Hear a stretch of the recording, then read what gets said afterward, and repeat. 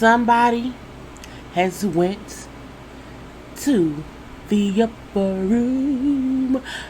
Somebody on the shot dead, y'all. Who could it be? I was like, I saw it coming, but I didn't see it coming, but I saw it coming. Then I seen it happen. But let's just get into the story. Okay? Hello, everyone. Thank you for tuning in. I am JayLee. This is JLeesCorner. I just want y'all to know I just talked for like 30 good minutes and did not realize my camera was not recording. And I digress. Okay, this is the review for The Chi, Season 3, Episode 9. I can't remember. I had a whole good dialogue in the beginning of the first time of me talking. If I can remember right. One, I hope The Chi gets renewed for Season 4. Let me say that first. I'm going to skip over the whole intro thing. I hope The Chi gets a Season 4. Every show that has multiple seasons is always one season out of however many number they have that people are like, I hated that one season.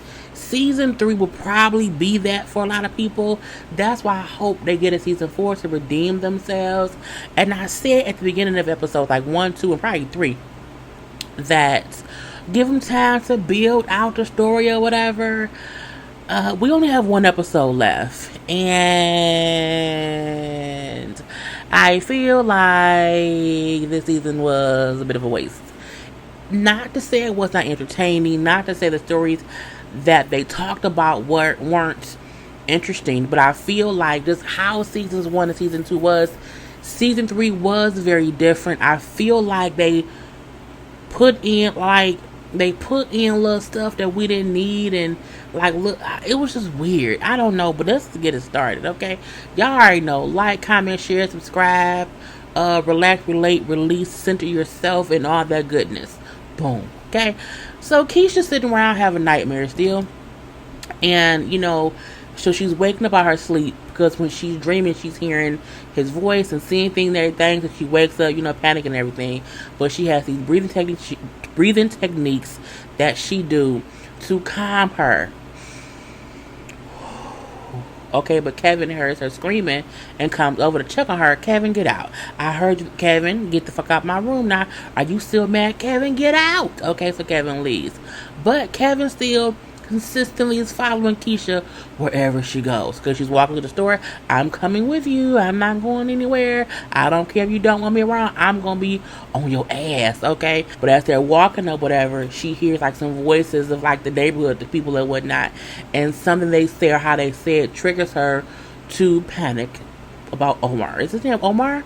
Creepy dude, whatever. And so again, she's having these little triggers about this or that stops her dead in her tracks, and she has to calm herself, breathe herself down to be able to come back to realization that she's no longer kidnapped. So when she comes down from the panic attack or whatever, she tells Kevin, like, I heard what you said.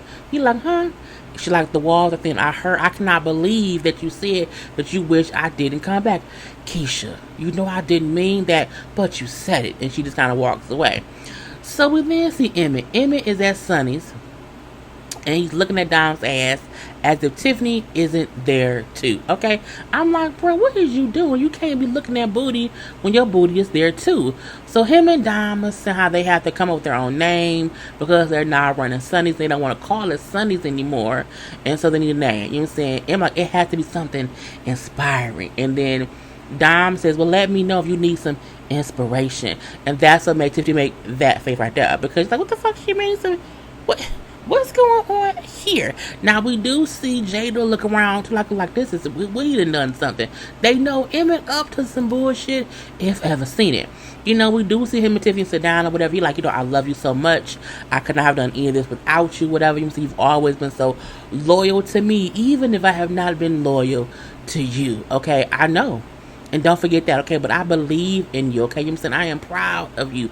You got this. So, they good, but you can still see in Emma's eyes, he know he dead ass wrong for cheating on her with Dom. Cheating on her with Dom and then going into business with Dom as if that's not a conflict of interest. But I digress. So we then see Preaching Papa Daddy, because I don't know what Papa Daddy's name is, so his name is Preaching Papa's Daddy.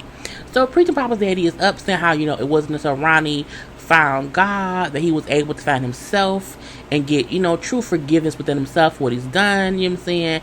And how, he's back in church now, all that stuff. And, Brother Ronnie, he is amazing that he has found God, okay? And in that he has found true forgiveness. So as Pastor Papa Daddy, whatever, preaching and whatnot, we see one little gangster get up and you fuck that.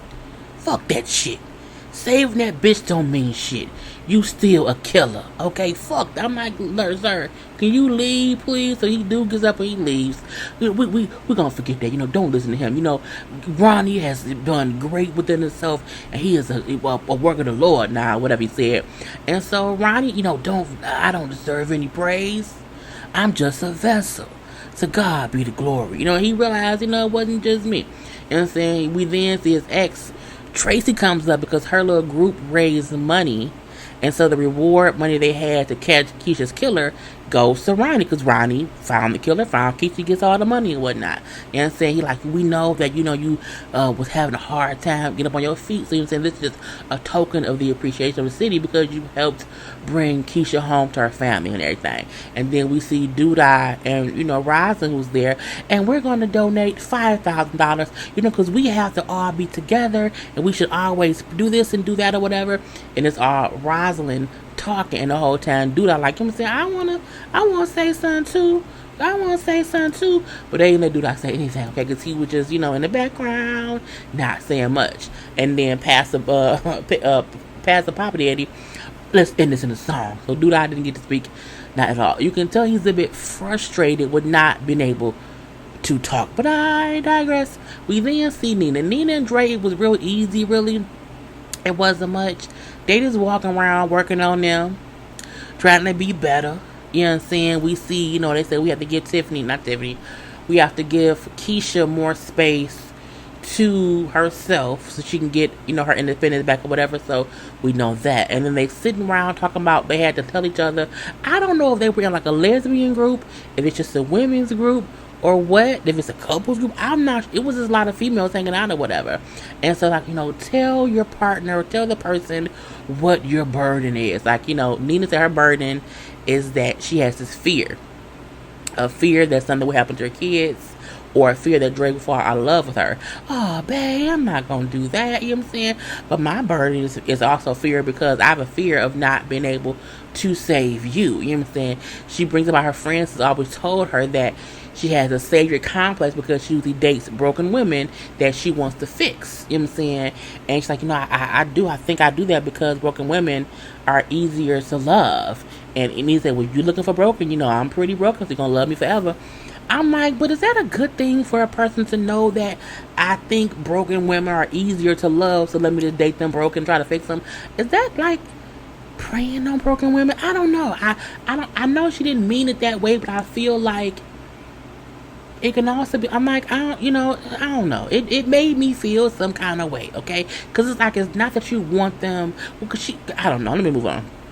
Anyway, at the church after party, okay, we see Roslyn and Doodah, talking through clenched teeth, because basically Roslyn keeps talking and saying this and saying that. I mean, she's still plugging Doodah and how he's, good for the city, and we need someone who wants to do this and do that like Doodah.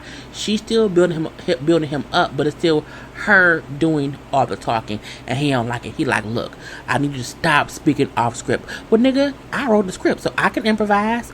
He's like, you know what?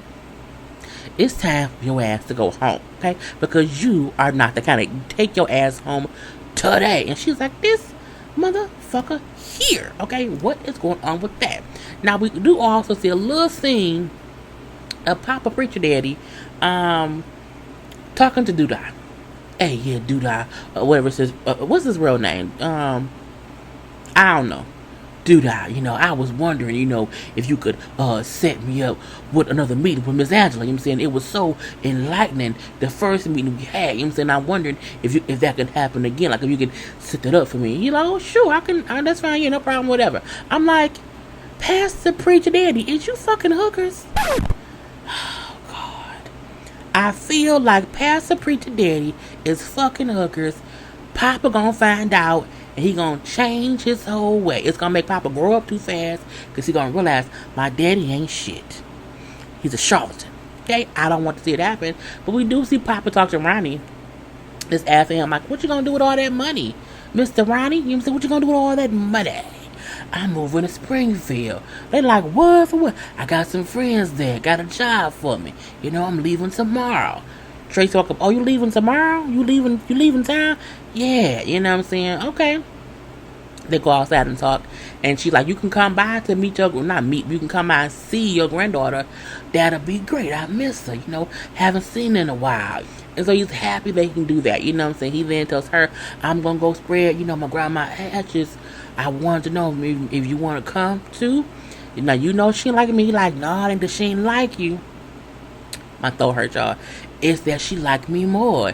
And they laugh. Okay, well, I'll come out like that. Ronnie look like Ronnie getting a whole new start. A whole new start. Because he's clean now. He's who he used to be now. He's who Tracy used to love now. And she sees something in Ronnie. I'm like, go ahead, y'all. Go ahead and do some things or whatever. And so they get down to the place we want to spread the ash. And he brings up how, she said, like, you don't have to leave, you know, to get a fresh start, Ronnie. Well, no, I'm not running no more, you know. I'm moving on. I'm not in the right voice. I can't redo it. But he's like, I'm not running. I'm just moving on or whatnot. He brings on, you know, Miss Ethel, my grandma told me when I was going to the army, we was here, you know, she told me that God will look out for me because she couldn't, because she wasn't with me over there, but God was. You know what I'm saying? I think that's true for right now. You know, he then walks and spreads her ass like, you know, no one loved me like you did, Grandma. And no one ever will, but I promise I'll make you proud. And he spreads her ashes. And there was a nice little moment around him, you know, letting go of Grandma in the waters, okay? Now we then see in the kitchen, we see Emmett talking to Dom. We got to talk. She like, no, we don't. What you mean? She like, look, just because we fuck does not mean I call feelings. I'm not these other bitches who you used to. I'm good, love, and joy. Oh, so what we did didn't mean shit? She like, did it mean something to you? I guess it did, because you act like a plum D food. He like, look, you know what I'm saying? I'm not going to burn down my house for nobody. I love my girl. She like, I didn't ask you to burn down shit, bro. You know what I'm saying? I'm good, love. Enjoy. Now, as they talking about that or whatever, Jada walks up and just hears them kind of fussing. Emmett, come help me hang these lights. And they go hang some lights. Then Jada and Emmett is outside chit-chatting. Oh, wrong. See, girl, I didn't put the wrong goddamn picture up. That was Tracy and Ronnie. Because I'm not going to redo that shit. Not at all. Anyway, back to Jada and Emmett. They outside talking, okay? And she like, did you fuck her? He like, what? Of course not. I didn't know. No. You ain't shit. Cause she know her son. He like my look. It didn't mean shit, you know, but fucking Dom helped me realize I love Tiff. You know what I'm saying? Me and Tiff good now. It won't happen no more. I'm cured now, my son. You do not have to beg me to forgive you, okay? I'm not who you cheated on. But you know Tiff ain't dumb. Get your life together now.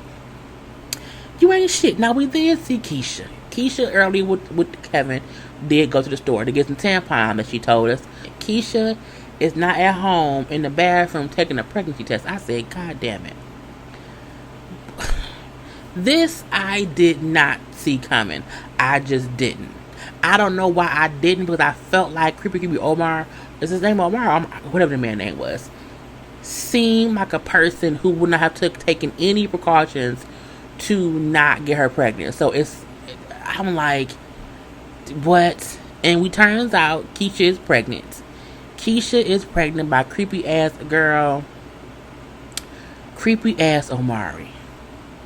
Omar, whatever his name is. And she comes out the bathroom and she just walks out and she looks shell shocked. And Nina and Dre looking like, you know, okay, whatever. And they like, what's wrong? Because she looked sad. And Nina sees that she's holding the pregnancy test. And she's like, because without Keisha saying I'm pregnant, she know Keisha's pregnant by a kidnapper. Fucked up. So we then see Keisha. I thought Keisha was sitting there and she was just crying, like she's crying. Okay, she's crying. I do have a picture of it. She's crying because again she's pregnant by this creepy ass little, you know what I'm saying? And she's like, how long do I have to wait to get it out of me? I want to get it out of me. Oh, we'll call Jada and we'll have, no, I don't want nobody to know. She's like, it'll be confidential. We won't let anybody know outside the family, you know what I'm saying? And it'll be okay. And she just crying because, again, she pregnant by creepy ass Omari or whatever the man's name is. So we then see later on Kevin in his room. He texting Jim, but Jim like, stop texting me. My dad's watching my text. Leave me be right now because I'm in trouble because you tried to fuck me. Well, no, actually she tried to fuck him, but I digress. But then Keisha comes in like, hey, come with me. I want to go running. I don't like running, Keisha. Just come with me. He like, why? For what? And she say, because I'm scared to run by myself. And he gets up. Okay, just don't leave me this time. And so we see her running, running. And we see Kevin far behind her. Keisha, slow down. And she laughs because he can't keep up with it. Because she's like, I want to train to get back into shape. And so she's running. She's good. She's running. And she bends the corner. And then the bus pulls up. And she stops in the track because, again, that's when Omari snatched her. And she, of course, has a whole panic attack. And she has, like, she hears, his voice. And just the whole thing gets replaying in her head and everything. And then she can't breathe, so she starts to breathe to herself. And then Kevin catches up, whatever. He sees that she just sit on the curb. And he just grabs his sister. Because she looks shell-shocked. Because, again, when she has these, panic attacks, she just kind of goes into herself. And he just looking like, oh, shit, you know what I'm saying? And she starts crying. He just holds her and hugs her. It was such a beautiful moment. Not because she panicking or whatever, but because I think Kevin don't understand how to deal with Keisha. Because he's so young, he feel like, she's not normal, but she be tripping, and sometimes, like, she want to deal with you, sometimes she don't. So for him, he just kind of doesn't get how to deal with her. But in this moment, he knew that his sister needed to be held, okay? So that was beautiful. Now, Jake and Trig, they at the house, and someone broke into Trig's car. And this is what I mean by they had this weird shit.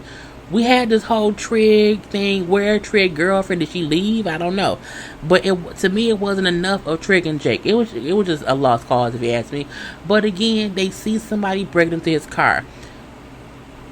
Trig think it's a crackhead, and Jake say that ain't no crackhead. That's so from whatever gang or whatnot. You know what I'm saying? He hang with Doodah. And so, they see that they tried to put some drugs in his car. So he like, they ain't get nothing. Like, nah, they put some in a big bag of dope or whatever. And so we then see Jake say, I got an idea. They then go to Doodah's house. I'm like, why they going to Doodah's house? And then Trig said, look, if you get in there and something don't fell off, if something fell off, I'm saying get out of there immediately. They're like, all right. He goes in the house. He's trying to break into Doodah's safe. And as he's doing it, he don't have no code. He just pushing 1, 2, 3. It's like, dude, Rosalind, who I told her to go home and pack up her shit and leave, sees him doing it. She looking like, this nigga here. She's like, so how you gonna get into a safe with no code? And he like, and she just 1, 2, 3, 4, 7. So she gives him what the code was.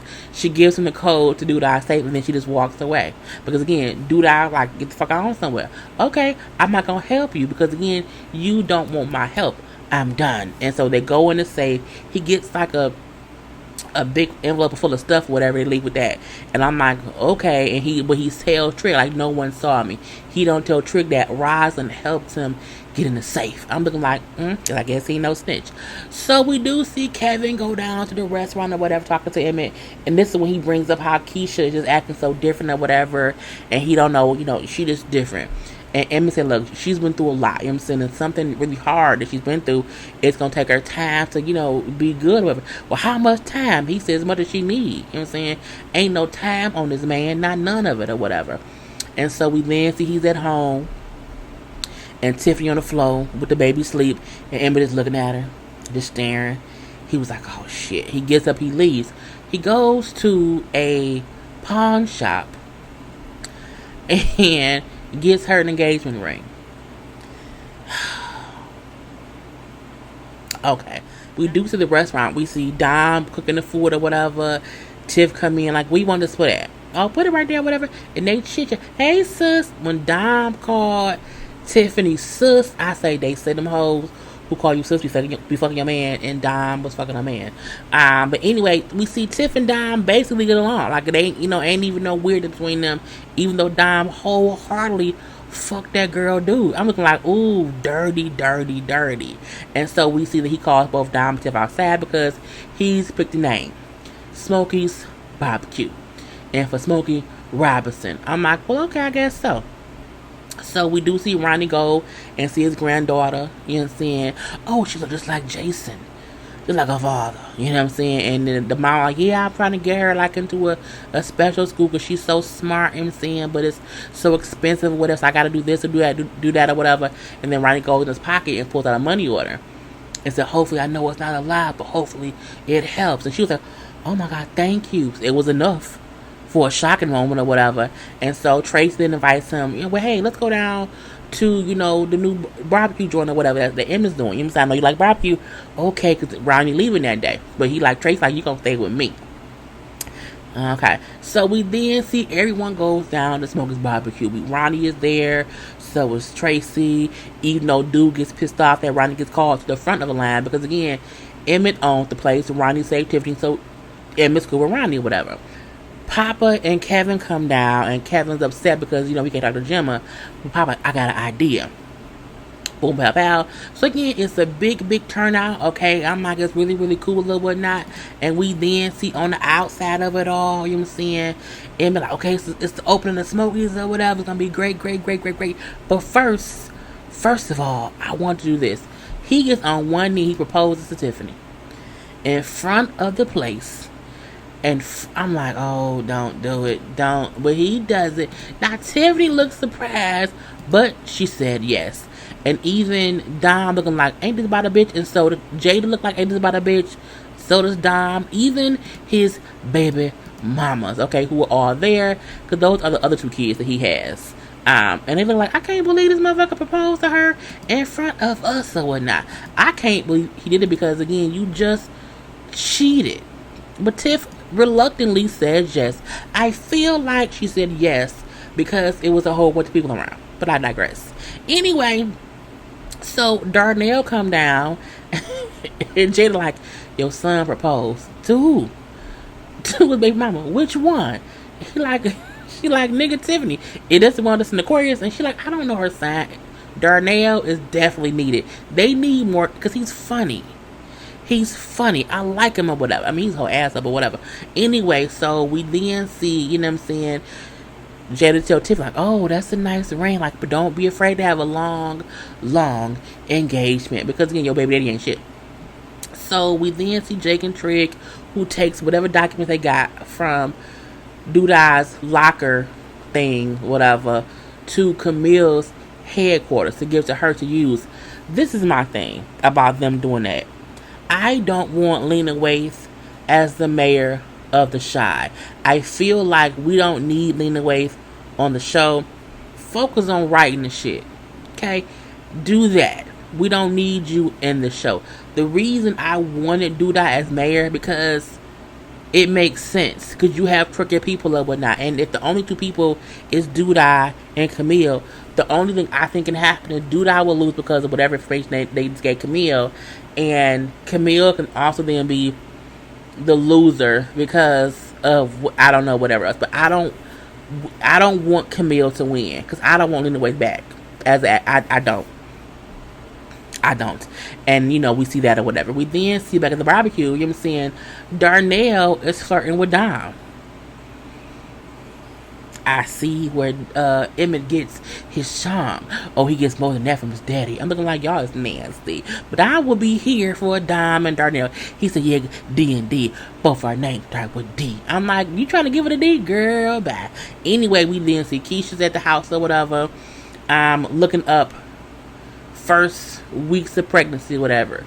And Nina walking like, oh, have you rethought what you want to do? She's like, no. I'm looking like, we don't know because she's second guessing having an abortion. We then see everyone outside eating food. It's a whole good time or whatever. We see Gemma, has liked Kevin's stuff on Instagram so they can talk on Instagram, whatever. Her father don't check that. You know what I'm saying? We then see Ronnie and Tracy leaving and everything. As Ronnie's walking out the back, we see someone walk up behind Ronnie and they shoot Ronnie in the back of the head. Okay, if you look right to the side in between Ronnie and Tracy, it's the man in black standing there, and yep, he walked up and shot Ronnie dead in the back of Sonny's as he was leaving with Tracy to go to Springfield. Ronnie is dead. Ronnie died from a gunshot wound to the head. I saw it coming. Ronnie being, saved in church. Ronnie being, appreciated. You kind of saw it happening, and the fact that each time he kept saying, I'm going to leave, Tracy was like, nah, wait. The dude in the church, fuck that, he a killer still. I'm like, okay, that's some bullshit. But it was when he came to the restaurant and dude said, what the fuck? I said, okay. They gonna kill Ronnie. They kill Ronnie. I mean, Ronnie killed Coogie season 1. To have him go through all this stuff and have him killed in season 3, I feel like it's bullshit. Because people have known this whole time who Ronnie was not a hard man to find. Ronnie was homeless. You know what I'm saying? I'm like, if someone wanted revenge for Coogie, why wait this long to do it? It felt off. I mean, it was what it was or whatever, but they built him up just to kill him. I think that was stupid. I think if y'all wanted to kill Ronnie should have been killed in season 1, or at least sometime in season 2. I think it was stupid to kill Ronnie now. But I guess if he had to leave the show, either kill him off or let him move away, I guess. But I mean, I was shocked. I was like, oh shit. I was shocked when it happened. But I still saw it coming, but I still felt like it was dumb. Anyway, that was the season. I mean, that was the end of the episode. The season finale is next Sunday. Let's see what the fuck that happens. I have not seen the preview yet, so we shall see. But girl, Lena, don't worry about acting in that next episode. Write this shit better. Okay? Okay. Peace.